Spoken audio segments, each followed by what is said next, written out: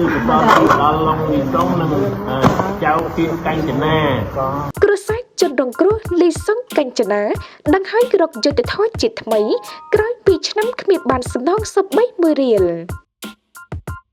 វីលីមិនធីតែទឹកមុំក្រូចឆ្មារួមបញ្ចូលគ្នាយ៉ាងល្អផ្ដល់ភាពស្រស់ស្រាយ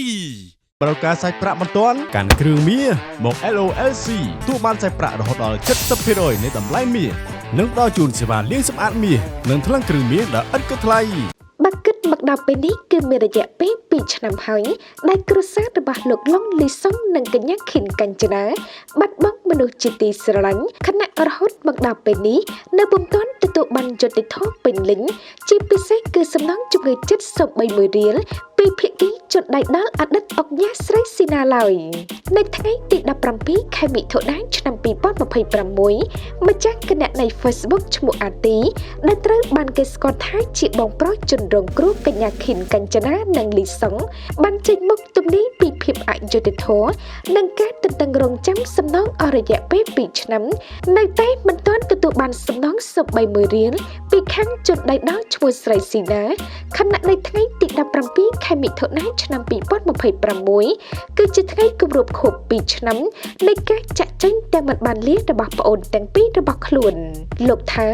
សំណួរដែលបងប្អូនមហាជនចង់ដឹងលើនេះគឺតើក្រុមគ្រួសារជនរងគ្រោះបានទទួលលុយសំណងហើយឬនៅនេះចម្លើយគ្មានមួយរៀលទេតើមានរឿងអ្វីនៅពីក្រោយខ្នងបានជាគ្រួសារត្រូវរងចាំមកដល់ពេលនេះទាំងដែលតុលាការសម្រេចក្តីរួចហើយនោះឆ្ងល់មែនបងប្រុសរូបនេះបានបន្តរំលឹកទាំងក្តីឈឺចាំនិងអាឡោះអាល័យទៀតថាថ្ងៃទី17ខែមិថុនាឆ្នាំ2026ត្រូវជាថ្ងៃគម្រប់ខួប2ឆ្នាំរបស់ប្អូនខ្ញុំទាំងពីរដែលប្អូនបានលាចាកលោកទៅខ្ញុំបានទៅវត្តទិញកាហ្វេផ្ញើទៅឲ្យដល់ប្អូនព្រោះពួកគេចូលចិត្តកាហ្វេណាស់ចេញដំណើរឬជុំគ្នាដឹងតែសួរឲ្យញ៉ាំកាហ្វេឬអត់ចេះហៀទិញកាហ្វេផ្ញើអូនផងម្ចាស់គណនី Facebook រូបនេះបន្តថាសូមប្អូនទាំងពីរកើតជាតិណាសូមជំរុះសំណាងនិងអាយុវែងយុត្តិធម៌អាចមានទេសម្រាប់ប្អូនខ្ញុំទាំងពីរបងប្អូនអើយ2ឆ្នាំយូរណាស់ហើយដែលបានកន្លងផុតទៅនៅឡើយតែយុត្តិធម៌ដែលមិនទទួលបានអាណិតតែបេះដូងជាម្ដាយឪពុកផងសូមរំលឹកថាសាលាដំបងរាជធានីភ្នំពេញនៅថ្ងៃទី23ខែធ្នូឆ្នាំ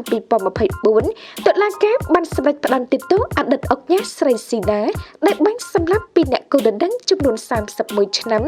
និងបង្កប់ឲ្យសងសំណង$2លានដល់ជនរងគ្រោះរួមជាមួយសំណង$50,000ផ្សេងទៀតដល់អ្នករងរបួស